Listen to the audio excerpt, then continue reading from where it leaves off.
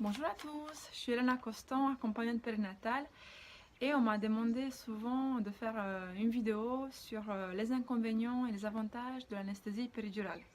Qu'est-ce qu'il faut faire quand on prend ou pas l'anesthésie péridurale pour bien accoucher? Donc je vais essayer vraiment de vous donner des informations objectives, vraiment pour que vous puissiez prendre vos décisions au mieux possible et vivre votre accouchement de manière le plus sereinement possible. Avant de vraiment rentrer dans le détail de l'anesthésie péridurale, je vais juste vous rappeler un peu quelle est la base en fait de l'accouchement, de la grossesse. En fait, c'est vraiment le fonctionnement hormonal qui est la base de tout ce processus d'accouchement. Donc il y a deux hormones qui sont essentielles pendant l'accouchement, c'est vraiment l'ocytocine et les endorphines.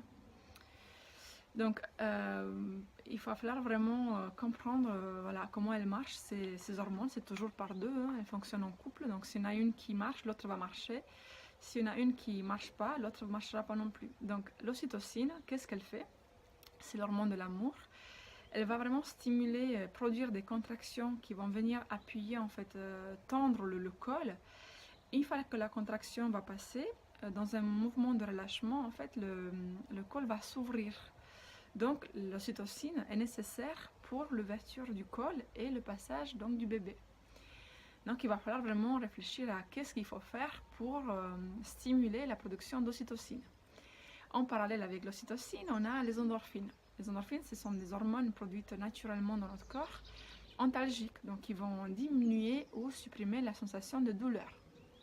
Plus il va y avoir de contractions, plus il va y avoir de la production d'endorphines. Donc pareil, il va falloir se dire, ok, ben, si je fais plein de choses pour stimuler la production d'ocytocine, il va y avoir plein d'endorphines, donc j'aurai pas mal, ou alors voilà, je sentirai un petit peu certaines sensations, mais voilà, entre les contractions, j'aurai le temps pour me reposer. Une contraction dure toujours entre 30 et 60 secondes. On a toujours plus de pauses entre les contractions pour se détendre, pour récupérer, pour même, il y a des mamans qui s'endorment même pendant une minute. Donc, c'est vraiment important de comprendre la base de l'accouchement, comme c'est la base de la grossesse, comme c'est la base de l'allaitement. Donc, ce sont les hormones. C'est vraiment fabriqué de manière naturelle dans notre corps. Alors, qu'est-ce que c'est l'anesthésie péridurale? Donc, c'est un outil en fait qui est arrivé en France dans les années 70 pour, on va dire, répondre à la peur de la douleur dans plusieurs domaines de la santé, et pas seulement dans l'accouchement. Donc, c'était l'anesthésie, la réponse à la peur de la douleur. En fait, puisque on va supprimer la sensation ou alors diminuer la sensation de douleur par l'anesthésie péridurale, ça veut dire que notre corps ne produira plus des endorphines. Donc, il n'y aura pas non plus de l'ocytocine naturelle. C'est pour cela qu'à chaque fois qu'on va administrer l'anesthésie péridurale, on va aussi administrer de l'ocytocine artificielle, le fameux syntocinon. Donc, en fait, c'est le même principe. L'accouchement doit se faire sur une production hormonale, qu'elle soit naturelle ou artificielle. Alors, qu'est-ce qui se passe avec l'hormone de ocytocine artificielle? Donc, elle va provoquer des contractions qui vont être beaucoup plus fortes en fonction de la dose qu'on a administrée. Et du coup, le périnée et le col vont être assez toniques, vont être au maximum actifs. Donc, le bébé, il va devoir doubler d'efforts pour avancer dans le bassin et faire son passage sur des muscles qui sont tendus, qui sont vraiment toniques. Ce qu'il faut se rappeler aussi, c'est que dans l'accouchement, il y a toujours deux personnes. Donc, il y a la maman et le bébé. Donc, tous les deux doivent faire, ou vraiment sont dans le travail de l'accouchement.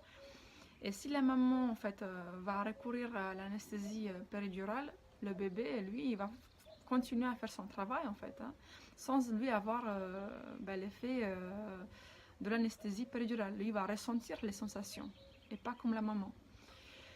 Donc on va revenir aussi à un conseil que je donne aussi aux mamans qui me disent d'entrée, moi je souhaite avoir la péridurale. Je leur dis, ok, super, très bien, c'est votre choix, vous en avez le droit. Je le rappelle aussi que l'anesthésie péridurale ne peut pas être administrée dans n'importe quelle situation. Donc je vais vous les rappeler de manière brève. Et si vous souhaitez avoir plus d'informations, vous pouvez vous informer auprès de votre anesthésiste, de votre sage-femme. Donc, l'anesthésie péridurale, on ne peut pas l'administrer si jamais on arrive à la maternité avec de la fièvre. Donc, en cas de suspicion d'infection, on ne va pas l'administrer. Si jamais vous arrivez et que le travail n'est pas encore bien démarré, que vous arrivez trop tôt, on ne va pas l'administrer non plus. Si vous arrivez trop tard, que l'enfant est déjà bien engagé dans le bassin, qu'il appuie bien sur le périnée, on ne va pas l'administrer parce qu'on a vraiment besoin que vous soyez active dans le mouvement pour la dernière phase du travail. Si par exemple vous avez un tatouage au niveau du dos, là on met le cathéter, l'anesthésiste, il y a forte chance qu'il ne vous mette pas la péridurale. Si par exemple l'anesthésiste il est occupé au bloc opératoire parce qu'il y a des urgences, il se peut qu'ils ne peuvent pas également vous administrer l'anesthésie péridurale. Donc vous voyez, il y a quand même des situations, des cas de figure où on ne peut pas vous l'administrer. Bien sûr, dans la plupart des cas, on peut la faire, mais il se peut qu'on ne peut pas vous l'administrer. Donc c'est vraiment important de comprendre comment l'accouchement se déroule. Quelles sont les étapes, comment on peut se préparer à gérer ces sensations de l'accouchement si jamais on n'aura pas la péridurale. Il y a plein de mamans qui pensaient l'avoir et finalement ne l'ont pas eu, donc elles ont un vécu négatif de l'accouchement parce que toujours on se prépare à avoir un plan, un idéal, et s'il y a quelque chose qui intervient pour changer, tout basculer, si on n'est pas préparé, du coup ça peut vraiment apporter de la panique, de la peur. Donc, si jamais la maman recourt à cette anesthésie péridurale, donc elle va être allongée sur la table de l'accouchement, elle va être donc immobile, elle va avoir une perfusion pour mesurer la tension artérielle, donc du coup ça va apporter plus de l'immobilisme. On va aussi avoir bien sûr le monitoring pour voir le bébé, l'évolution de l'accouchement, donc elle va vraiment être immobile. Elle ne pourra pas bénéficier de la force gravitationnelle pour que le bébé puisse descendre dans le bassin. Qu'est-ce qu'on peut faire quand même pour aider, pour accompagner une maman qui prend l'anesthésie péridurale? Déjà, il faut savoir qu'elle va être coupée de son corps, en tout cas elle ne va pas ressentir la partie basse de son corps au niveau du bassin jusqu'au pied. Donc il faut l'aider en fait, ça peut être le mari, la compagne, l'accompagnant perinatal, la sage-femme, il faut l'aider à revenir à son corps. Donc par exemple, si on va mettre les mains de la maman sur le ventre, elle va se rappeler, elle va se connecter du coup à son bébé, elle va ressentir ces contractions qui viennent, qui vont, donc elle va se reconnecter à son corps.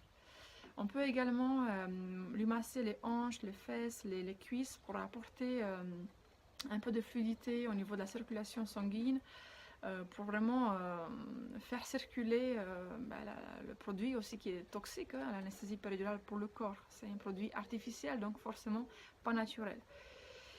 Donc on peut la bercer, on peut la câliner, donc on peut la prendre dans les bras pas parce qu'elle prend une anesthésie péridurale qu'elle n'a pas besoin de soutien affectif, moral.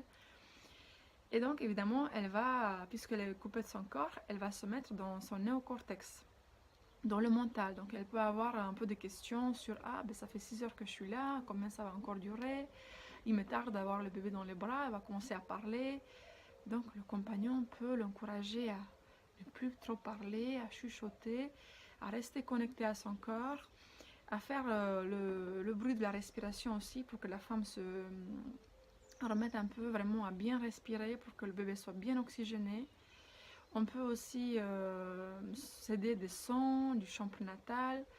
Donc toutes les conditions pour que la maman en fait se sente bien, en sécurité, en confiance, il faut les faire même si elle recourt à l'anesthésie péridurale. Si on a une maman qui décide par conviction, par curiosité de ne pas recourir à l'anesthésie péridurale, on peut voir quelles sont les façons de l'aider pour que justement en fait elle puisse produire un maximum d'ocytocine et d'endorphine, parce que c'est la base, c'est vraiment les hormones qui vont l'aider à accoucher. Donc quand on accouche, ou même dans la vie de tous les jours, en fait, quand est-ce qu'on a le plus d'ocytocine? Eh bien, tout simplement quand on va s'endormir ou quand on va faire l'amour, parce que c'est vraiment l'hormone de l'amour. Donc le compagnon a un rôle indispensable dans ce parcours d'accouchement parce qu'il va pouvoir vraiment créer les conditions nécessaires pour augmenter le taux d'ocytocine et d'endorphine à sa compagne. Donc il faut savoir que quand on s'endort par exemple, de quoi on a besoin? De se sentir au chaud, de ne pas avoir froid, de se sentir en sécurité, dans l'intimité, de ne pas avoir trop de lumière, d'avoir du pénombre. C'est pour ça aussi on voit que les mammifères souvent attendent la nuit pour accoucher. Elles vont aller se cacher pour qu'il y ait moins de bruit, le moins de prédateurs possible. Donc les femmes c'est pareil, on est avant tout des mammifères. Et donc on va essayer de créer ces conditions, qu'on soit sage-femme, qu'on soit compagnon, accompagnante périnatale. Il faut vraiment créer les conditions extérieures pour que la femme se sente en sécurité, pas trop observée, donc dans l'intimité, bien au chaud. Après, on peut lui apporter plein d'outils pour stimuler dans l'ocytocine. Donc ça peut être l'eau chaude, le bain, la douche. Si on a la douche dans la salle de naissance, on peut faire des jets donc au niveau des seins, au niveau du ventre. Ça va diminuer le temps de travail, donc ça va vraiment stimuler l'ocytocine et donc l'avancement du travail. On peut la masser. Une femme qui accouche, entre les contractions, elle adore, elle aime être soulagée par le massage au bas du dos, les massages vraiment du visage, les massages des pieds pour une détente. Donc pas forcément pendant la contraction, elle va plus aimer entre les contractions. On peut aussi s'aider du ballon parce qu'on va vraiment se mettre à la verticale, on va vraiment être assise sur le ballon, du coup on va avoir le sacrum bien positionné, le poids du ventre sur le ballon, donc ça va soulager la femme. On peut la bercer, la câliner, lui faire des balancements, des mouvements pour lui apporter de mobilité. Et tout ça c'est très bénéfique et surtout donc le père il a un rôle important dans ces choses-là. Donc vraiment ce sont quelques clés, quelques outils qui peuvent vous rappeler que l'accouchement est un phénomène hormonal. Donc c'est assez simple à comprendre. Si vous retenez juste le duo ocytocine-endorphine, il faudra faire tout ce qu'il faut pour que la femme ait un maximum de production d'ocytocine, d'endorphine, si elle accouche naturellement. Et si elle accouche avec l'anesthésie péridurale, il faut l'aider à se connecter à son corps, à rester connecté à son bébé. On peut l'aider à avoir des visualisations pour l'arrivée du bébé, pour le passage. Vraiment à rester connecté au maximum avec le bébé parce que, comme je vous l'ai déjà dit, le bébé, lui, il fait son taf, il continue à avancer dans le bassin, à faire des rotations, à faire vraiment beaucoup de choses nouvelles pour lui et pas toujours faciles. Voilà donc pour aujourd'hui. Il y aura plein d'autres vidéos aussi pour montrer plus au compagnon comment il peut soutenir sa femme pendant l'accouchement, la grossesse. Aujourd'hui, j'essaie de vous donner vraiment les bénéfices de l'anesthésie péridurale ou de l'accouchement naturel. Évidemment, l'anesthésie reste un outil formidable pour les femmes qui ne veulent pas sentir la douleur de l'accouchement. Mais encore une fois, la douleur, c'est quelque chose de subjectif, c'est quelque chose de personnel. C'est vraiment la souffrance ou le vécu négatif de la femme qui va faire qu'elle va dire « Ah ben, j'ai pas bien vécu mon accouchement ». Mais c'est vraiment une souffrance plutôt mentale, plus que des sensations physiques dans le corps qui, elles vont et viennent. Et voilà, une contraction, rappelez-vous, dure entre 30 et 60 secondes. Quand on dit une contraction toutes les 10 minutes, donc ça veut dire 1 minute de contraction et 9 minutes pour se détendre.